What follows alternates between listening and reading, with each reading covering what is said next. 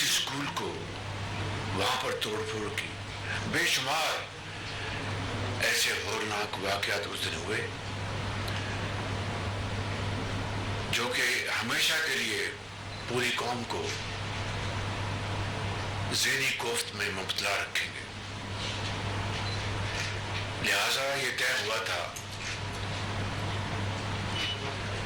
کہ کسی شخص کو، چاہے وہ منصوبہ بندی میں شامل ہے، چاہے وہ اکسانے میں شامل ہے، چاہے اس نے غلیظ گندی گالیاں دی، نعرے لگوائے، اور چاہے وہ توڑ پھوڑ میں شامل ہے، کوئی بھی قانون کے آنی ہاتھوں سے بچ نہیں سکے گا.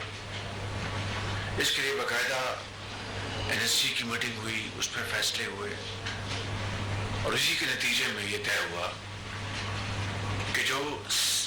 سویلین تنصیبات ہیں ان میں ملوث ایسے تمام افراد کو اینٹی ٹیررسٹ ایکٹ میں ٹرائی کیا جائے گا، اور جو فوجی تنصیبات ہیں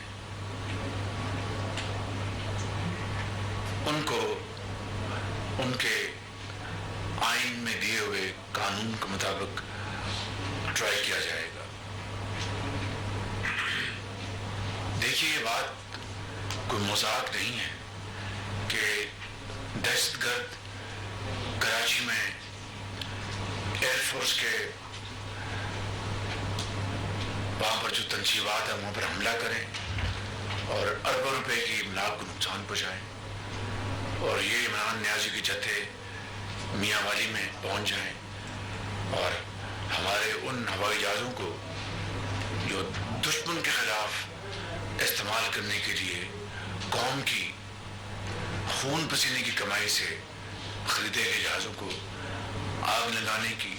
ایک منحوس اور مذموم کوشش کریں. تو اس کے لیے ہم نے باقاعدہ ایک فیصلہ کیا تھا، اور پنجاب حکومت اور KP حکومت، سندھ حکومت، وہاں پر بھی اکا دکا واقعات ہوئے، اور بلوچستان میں شاید اس طرح کوئی واقعہ نہیں ہوا. تو آج ہم اکٹھے ہوئے ہیں اس کی ریویو ہم نے آج کرنا ہے کہ کیا اس وقت پیش رفت ہو چکی. ہم نے لا منسٹر صاحب کو گزارش کی تھی، اور انٹیریئر منسٹر صاحب کو اور پنجاب کے چیف منسٹر صاحب کو گزارش کی تھی کہ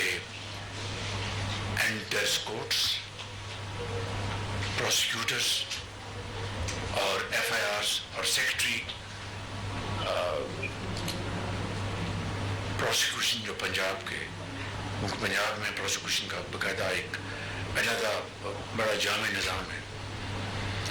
اور انٹیریئر منسٹر سے اور DGIB سے کہ وہ اس بارے میں اپنی جو ذمہ داریاں ہیں وہ پوری تندہی سے ادا کریں اور بغیر کسی لمحہ کے ضائع کیے ہوئے. وزیر اعظم محمد شہباز شریف امن و امان کے حوالے سے اعلیٰ